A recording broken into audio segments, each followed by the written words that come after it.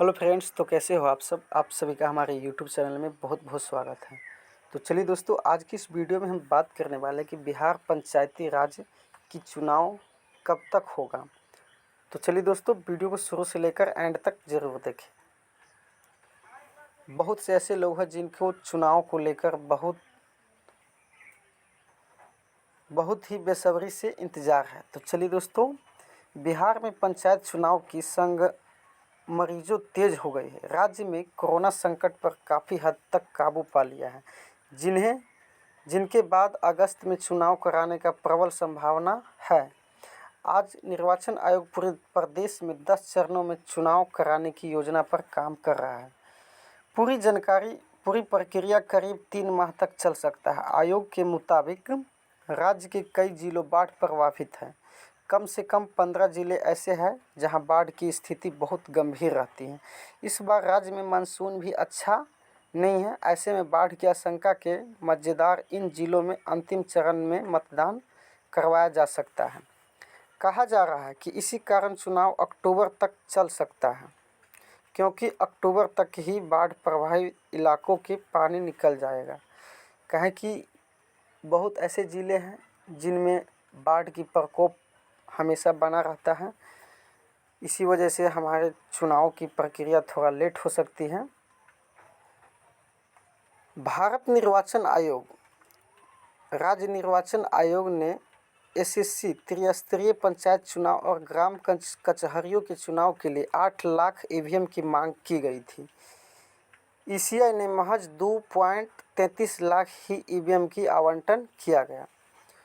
तो यहाँ पे चुनाव आयोग के द्वारा 8 लाख ईवीएम की मांग की गई थी, जिसमें 2.33 लाख ही ईवीएम का आवंटन किया गया है। तो इस चुनाव में देखिए क्या होता है, अभी कुछ कहा नहीं जा सकता है। तो अगला पॉइंट है कि बिहार में इसी साल होने वाले त्रिस्तरीय पंचायतों में पिछले चुनाव की तरह बैलेट पेपर का इस्तेमाल भी करने की तैयारी शुरू हो गई है। राज्य निर्वाचन आयोग और सरकार ने सबसे पहले मल्टी पोस्ट ईवीएम से पंचायत चुनाव की तैयारी शुरू की थी, लेकिन भारत निर्वाचन आयोग से इसकी अनुमति नहीं मिली। इसके बाद पारंपरिक ईवीएम से पंचायत चुनाव की तैयारी शुरू की गई है, लेकिन इसमें एक अड़चन आ रही है। मल्टी पोस्ट ईवीएम से जहां एक बूथ पर एक ही मशीन से सभी 6 पदों के लिए मतदान हो जाता है, वहीं अब पारंपरिक ईवीएम से चुनाव कराने के लिए हर बूथ पर 6 सेट मशीन की ज़रूरत पड़ेगी। जितने भी बूथ हैं उस सभी बूथ पे 6 सेट की ज़रूरत पड़ेगी। इतनी ईवीएम उपलब्ध होने में आ रही है बहुत दिक्कत। कारण है, राज्य निर्वाचन आयोग अब 2 पदों के लिए चुनाव बैलेट पेपर से कराने की तैयारी में है। राज्य चुनाव आयोग अब 2 बैलेट पेपर से कराने की तैयारी है। तो चलिए देखते हैं कि किन 2 पदों के लिए बैलेट पेपर की तैयारी बन रही है। जिला परिषद सदस्य, पंचायत समिति सदस्य, मुखिया और वार्ड सदस्य के पदों का चुनाव राज्य निर्वाचन आयोग जहां ईवीएम से कराएगा, वहीं ग्राम कचहरी के 2 पद जो सरपंच और पंच के लिए, सरपंच पद और पंच पद के लिए जो चुनाव होगी बूथ पे, तो वह बैलेट पेपर से ही होगा। यहाँ पे ईवीएम से पंच पद और सरपंच पद के लिए ईवीएम द्वारा वोटिंग नहीं किया जाएगा। इलेक्ट्रॉनिक वोटिंग मशीन ईवीएम की किल्लत देखते हुए आयोग ने जिला अधिकारियों को ग्राम कचहरियों के लिए मतपत्र से चुनाव कराने के लिए तैयार रहने को निर्देश दिया है कि पंच पद और सरपंच पद के लिए बैलेट पेपर से चुनाव कराने के लिए तैयार करवाने को कहा गया है।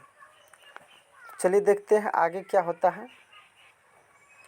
चुनाव आयोग का कहना है कि पर्याप्त संख्या में ईवीएम नहीं मिलने से मतदाता को कम समय में संपन्न कराने के लिए मतपेटी का उपयोग किया जाएगा। त्रिस्तरीय पंचायती राज के 4 पद, मुखिया, पंचायत समिति और जिला परिषद सदस्य का चुनाव चरणवार तरीकों से ईवीएम के माध्यम से कराया जाएगा।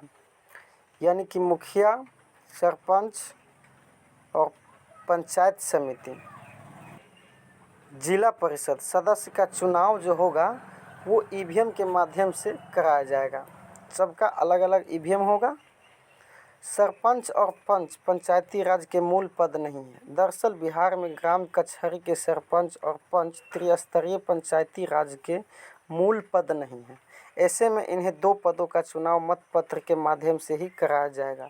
वहीं मुखिया के 8000 पद, वार्ड सदस्य के 1,10,000 पद, पंचायत समिति के 11,497 पद और जिला परिषद के 1,161 पद पर मतदान के लिए ईवीएम का उपयोग किया जाएगा। इस बार बैलेट पेपर पर भी और ईवीएम पर भी वोटिंग की तैयारी शुरू हो गई है। तो चलिए देखते हैं कि इस बार अक्टूबर महीने तक, अक्टूबर के 10 या 15 अक्टूबर तक चुनाव का डेट जारी कर दिया जाएगा। हो सकता है, अभी इसका कंफर्म डेट नहीं निकल पाया है। तो चलिए दोस्तों, जैसे ही कंफर्म डेट निकल जाएगा तो अगला वीडियो हम आप लोगों के बीच तुरंत और बहुत ही जल्द आप लोगों तक शेयर करने का प्रयास करेंगे। तो चलिए दोस्तों, वीडियो पे नया है तो चैनल को सब्सक्राइब कर दें और साथ में बेल आइकन घंटी को भी ज़रूर दबा दें, ताकि मुखिया, सरपंच, पंचायत समिति, वार्ड सदस्य से रिलेटेड हम सभी प्रकार के वीडियो अपलोड करते रहते हैं। अगर आप लोगों की भी जानकारी चाहिए तो प्लीज़ चैनल को सब्सक्राइब कर दें। Thanks for watching.